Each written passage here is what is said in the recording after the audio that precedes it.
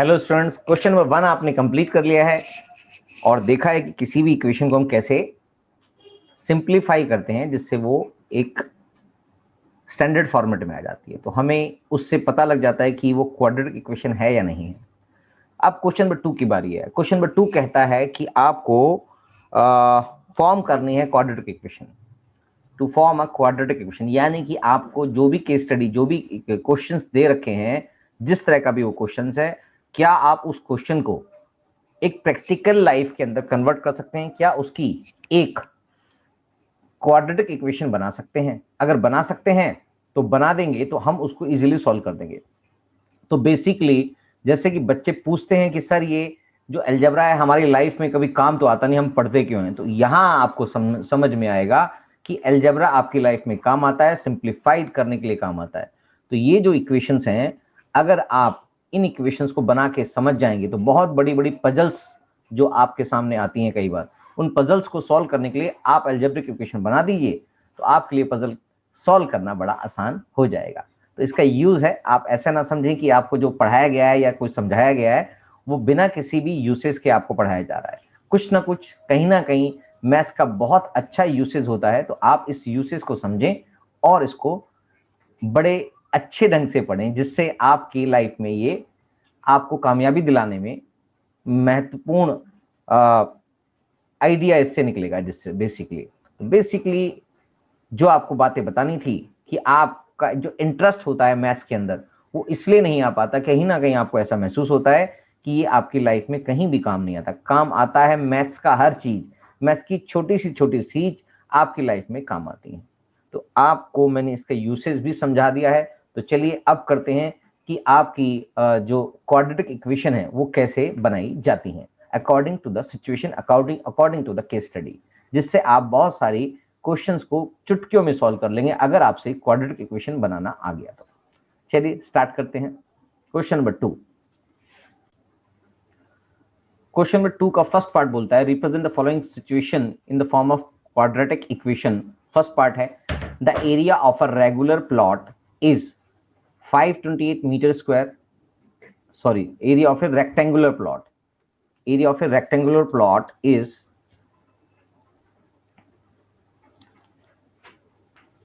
528 meter square. The length of the plot in meters is one more than twice its breadth. यानी कि question ने बोला है कि जो लेंथ है प्लॉट की is one more than twice its breath, यानी कि जो उसकी ब्रेथ है उसका भी डबल और प्लस में 1, तो वो उसकी लेंथ होगी।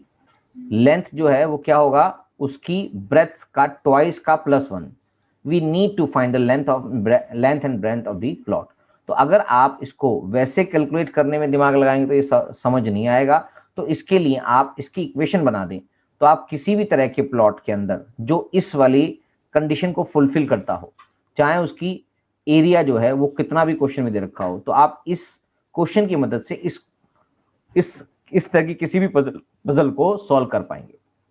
तो चलिए स्टार्ट करते हैं इस क्वेश्चन को। Question number 2, first part. हमने यहां पर सिर्फ इक्वेशन बनानी है, सॉल्व कुछ नहीं करना है। तो इक्वेशन बनाने के लिए आपको क्वेश्चन में जो चीज गायब है उसको लेट करना पड़ेगा कि let breadth of plot bx, हमने x मीटर मान लिया। तो लेंथ क्या होगी? तो according to the question length of plot कितनी बनेगी? सर वो बनेगी ट्वाइस ऑफ ब्रेथ +1 मीटर, क्योंकि सारा कुछ मीटर में क्वेश्चन में गिवन है। तो according to question area of rectangular plot क्या होता है? आपको पता है इसका फॉर्मूला L/B होता है। तो यहां पर area of rectangular plot question में दे रखा है 528 metre square equals to length is x, length है हमारे पास 2x +1 और ब्रेथ है हमारे पास x। इसको मल्टीप्लाई करेंगे, फर्दर सॉल्व करेंगे तो 528 equals to 2x² plus x, यानी कि ये बन गया 2x² प्लस x माइनस इधर चला गया 528 equals to 0. This is the required equation. This is required equation. Answer correct. तो इस तरह से ये सॉल्व कर दिया है हमने. इसकी इक्वेशन पूछी थी तो हमने इसकी इक्वेशन बता दी है. क्वेश्चन नंबर 2 देख लेते हैं, यानी कि सेकंड का second part. The product of two consecutive positive integers is 306. The product of two consecutive integers is 306. We need to find the integers. अगर आपको दो कॉन्सिक्यूटिव इंटीजर्स दे रखे हैं, यानी कि कोई भी इंटीजर्स हैं, इंटीजर्स क्या होते हैं 1 2 3 4 सारे पॉजिटिव इंटीजर्स हैं, तो इनको क्वेश्चन में लिखा है कि ये पॉजिटिव इंटीजर्स हैं. पॉजिटिव इंटीजर्स हैं इसका मतलब 1 2 3 4 5 सारे इंटीजर्स होते हैं. तो अगर कॉन्जिक्यूटिव है तो इसका मतलब 2 है तो 2 के साथ 3 भी आएगा, 4 है तो 4 के साथ 5 भी आएगा, और 6 है तो 7 आएगा, और 11 है तो 12 भी आएगा. यानी कि कॉन्जिक्यूटिव है, साथ में लगने वाले मतलब कॉन्जिक्यूटिव है. क्वेश्चन नंबर 2 का सेकेंड पार्ट हम कर रहे हैं.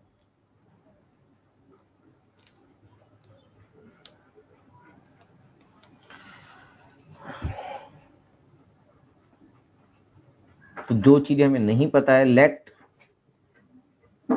The consecutive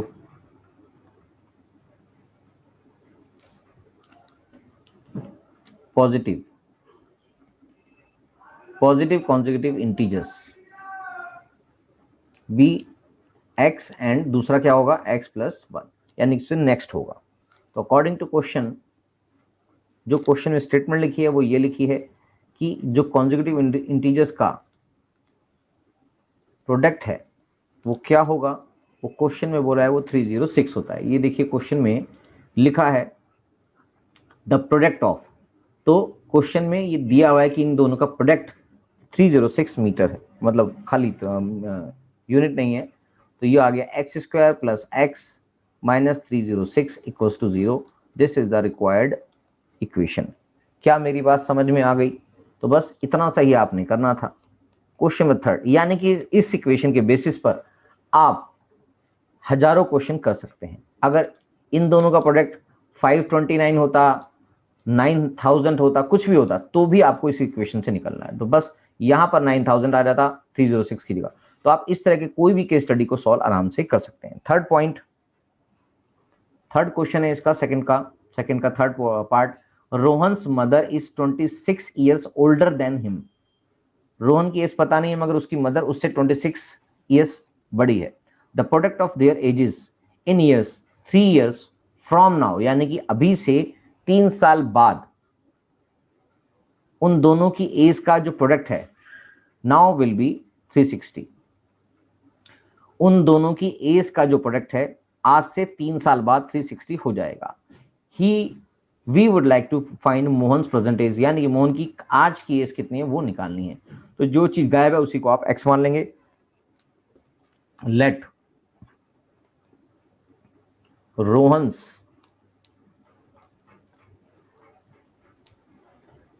present age be x, hence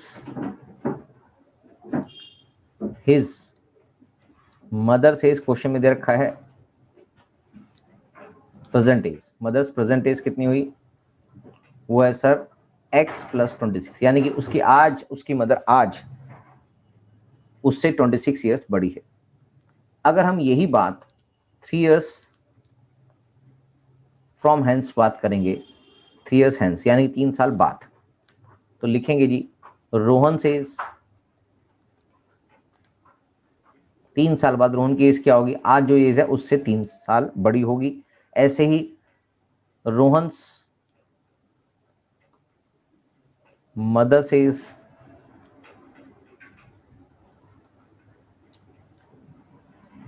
वो हो जाएगी सर x प्लस 26 तो है ही, उसकी प्रेजेंट एज, साथ में प्लस 3 आप कर देंगे तो ये फाइनली फिगर आ जाएगी x plus 29 years.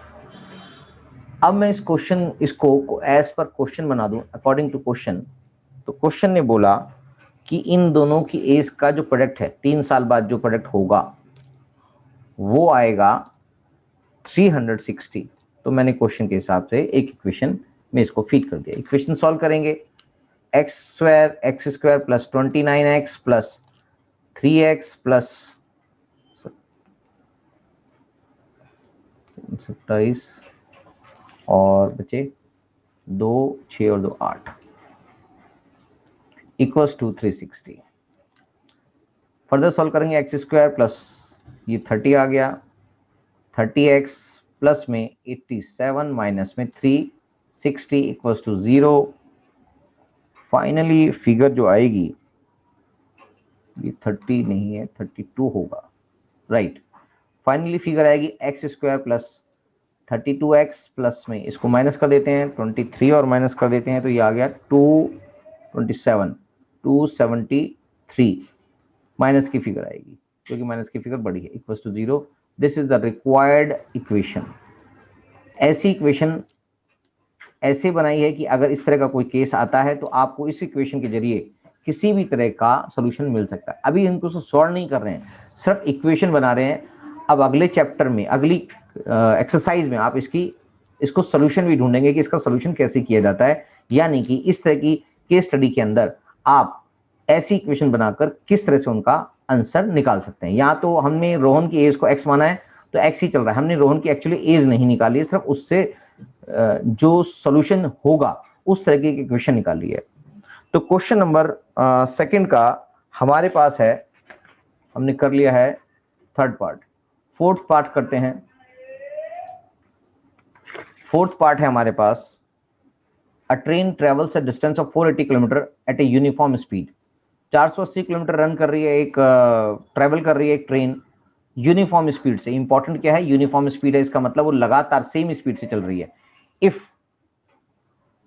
The speed had been 8 kilometre per hour less, अगर उसकी स्पीड 8 किलोमीटर पर आवर के हिसाब से लेस कर दी जाती है तो it would have taken 3 hours more to cover the same distance, और वो 3 घंटे ज्यादा लगाएगी 480 किलोमीटर ट्रेवल करने के लिए, सेम डिस्टेंस को ट्रेवल करने के लिए। We need to find the speed of the train. तो अब बात करनी है कि उसकी ट्रेन की जो स्पीड है वो बताइए कितनी होगी। तो इसके लिए थोड़ी सी फिजिक्स लगानी पड़ेगी आपको, तभी आपको इसके लिए आपको थोड़ी सी फिजिक्स लगानी पड़ेगी, तभी आपको ये बात समझ में आएगी। चलिए कर लेते हैं, थोड़ी सी फिजिक्स लगाएंगे तो ये बात आपको समझ में आ जाएगी। Fourth part, let the speed of train be x kilometre per hour. Time, कितना टाइम लगेगा, time taken to travel 480 kilometre. कितना टाइम लगेगा सर, आपके पास अगर 480 किलोमीटर टोटल है और आपकी स्पीड है 8x किलोमीटर पर आवर, तो आपको टाइम निकलेगा ऐसे, इतने टाइम में आप 480 किलोमीटर ट्रेवल कर सकते हैं। सर ये निकला कैसे, आपके पास फिजिक्स का एक फॉर्मूला है टाइम। टाइम निकालने के लिए आपके पास फॉर्मूला होता है डिस्टेंस अपॉन स्पीड, इसी से ये निकलेगा। अगर आपको ये फॉर्मूला नहीं पता तो आप इसको नहीं निकाल पाएंगे, तो ये ध्यान रखेंगे इसको। क्वेश्चन नंबर में एक और कंडीशन दी गई है, वो क्या है, in second condition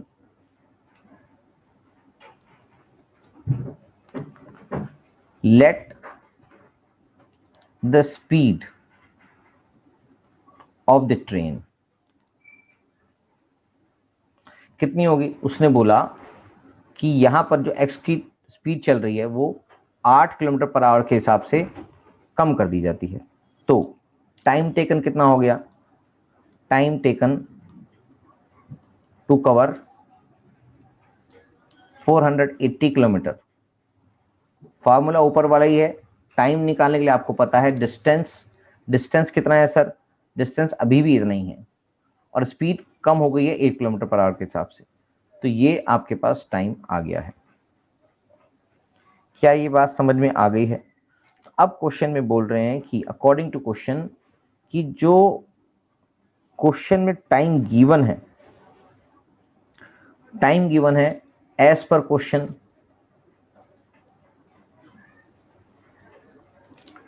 time taken to cover 480 kilometre with less speed, वो कितना है? क्योंकि जितना आपके पास पुराना टाइम था इससे 3 घंटे कम लगेंगे, तो यानी कि ये बात आपको यहां समझनी चाहिए कि पुराना जो टाइम लग रहा था वो था 480 डिवाइडेड बाय x, अब जो लगेंगे वो 3 घंटे कम लगेंगे, मतलब -3 कर देंगे। क्या ये बात समझ में आ गई? तो बस ये चीज इंपॉर्टेंट है कि आपको ये बात समझ में आनी चाहिए, क्योंकि यही चीज जो आपको पता नहीं है क्वेश्चन ने एक हिंट दिया है, और ये चीज जो आपने इस तरह से निकाला, यानी कि अगर आपकी स्पीड 8 किलोमीटर पर आवर के हिसाब से कम हो जाती है तो आपको 3 घंटे कम लगते हैं, इसलिए हमने ये टाइम निकाला और ये टाइम निकाला, यानी ये दोनों टाइम क्या है, इक्वल होनी चाहिए। तो बस अकॉर्डिंग टू क्वेश्चन दोनों चीजें को इक्वेट कर देंगे। 480 minus divide by x minus 3 equals to 480 divide by x minus 8। Further solve करेंगे 480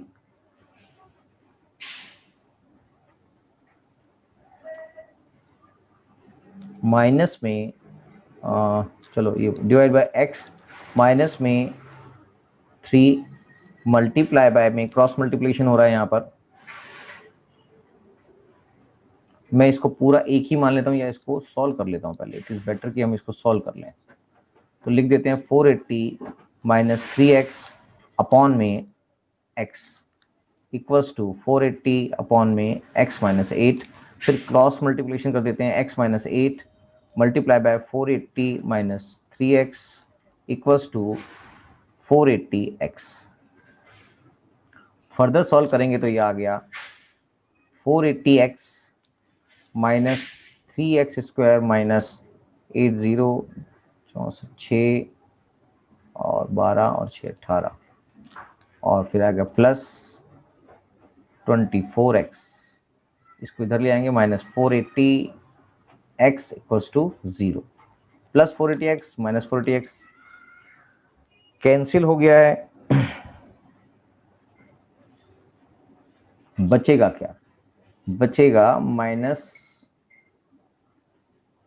3x स्क्वायर प्लस में 24x माइनस में 1840 इक्वल्स टू 0।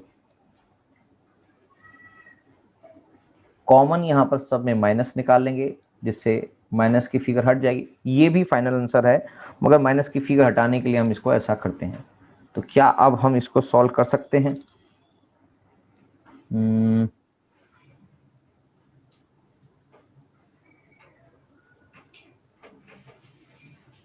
शायद मैंने ये कुछ गलती कर दी है। 8 6 ये 38 है, 38 करेक्ट, ये आ गया 38। क्या इसमें कुछ कॉमन नजर आ रहा है? 3 भी कॉमन नजर आ रहा है और माइनस भी कॉमन नजर आ रहा है, तो हमने 3 और -3 कॉमन निकाल लिया, तो बचेगा क्या? x square minus 8x and plus 3 1 जा 3 2 जा वजह 2 3 8 जा 0 इक्वल्स टू 0। क्या ये बात क्लियर हो चुकी है? माइनस माइनस ठीक है, इसका मतलब x square minus 8x plus 1280 equals to 0 is the right answer.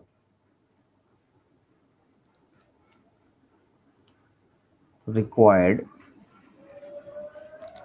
equation. Correct. ये क्वेश्चन में गलती हो गई है, टाइम टेकन, अगर हमारे पास अगर स्पीड कम कर देंगे तो टाइम टेकन प्लस हो जाएगा, तो इसका ध्यान रखेंगे। यहाँ पर गलती हो गई है तो उसको चेक कर लेंगे कि ये क्वेश्चन प्लस के साइड से था, तो यहाँ पर सारी इक्वेशन में थोड़ी सी गलतियां हो गई हैं। ये प्लस हो गया है तो यहाँ पर भी आपका माइनस, ये माइनस आ गया है, बाकी सब सेम है, और आपके पास ये भी माइनस आ गया है।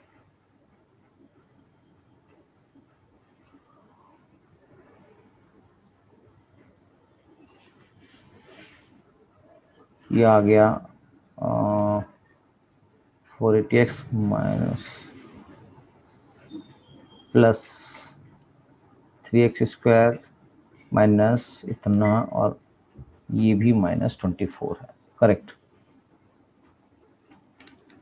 ये आ गया जी 480, ये कट चुका है और ये प्लस का ही फिगर है, और ये हो गया -24x, ये हो गया -3840 इक्वल्स टू 0। तो आपके पास कॉमन माइनस का नहीं आएगा, सिर्फ 3 यहाँ पर आएगा, और ये 3x स्क्वायर, और यहाँ पर आएगा